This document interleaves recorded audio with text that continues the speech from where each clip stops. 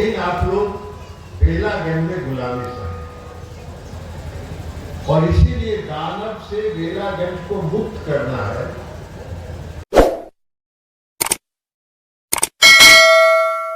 हम लोग आज चुनाव प्रचार यहां से बाबा कोटेश्वर धाम पे माथा टेक के और उसका दानव से बेलागंज को मुक्त कराने का अभियान। बाबा कोटेश्वर धाम आने के लिए कई बार हमको जज साहब ने कहा, लेकिन आने का मौका नहीं मिला। शायद बाबा को यही मंजूर था कि बेलागंज को दानव से मुक्त कराने के दिन आप मेरे यहाँ आइए।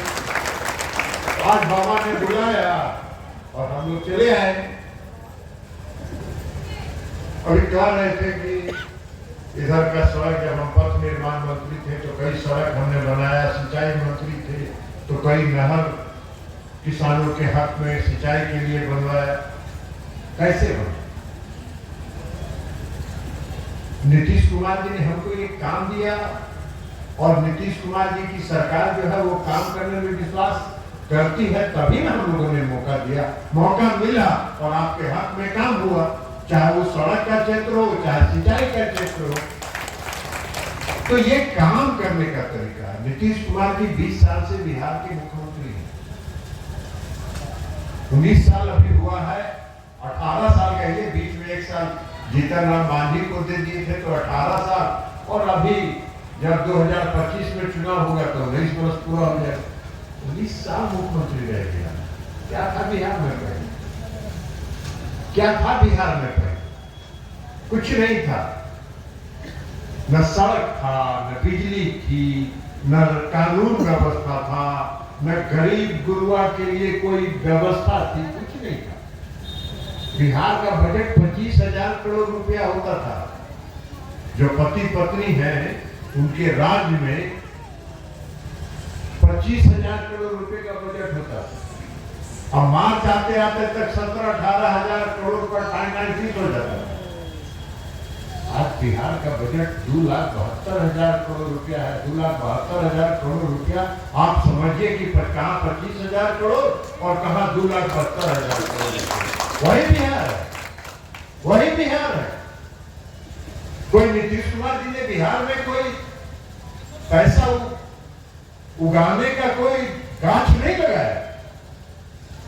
उसी बिहार से आज 2,75,000 करोड़ रुपया जनता के हक में और विकास के काम पर खर्च किया जा रहा है। इसलिए हो रहा है कि नीतीश कुमार जी ने ईमानदारी के साथ एक एक पैसा जनता के हक में लगाने का उन्होंने काम किया। इसके पहले वाला जो पति पत्नी का था, जो यहाँ जो गुलामी आपका जो यहाँ का बना हुआ दानव है, उसी दानव के गुरु न थे।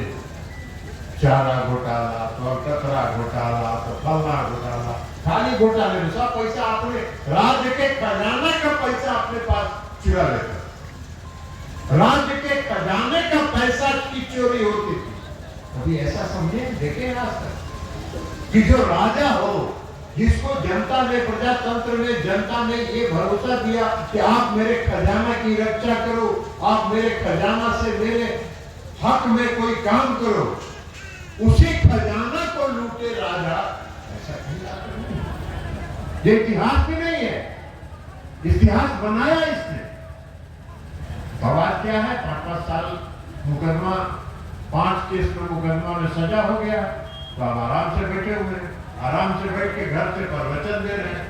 और घर से प्रवचन दे रहे हैं तो आप बेलागंज के लोगों को, अभी नीरज जी कह रहे थे कि बेलागंज में कुछ लोग कहता है कि डर लगे।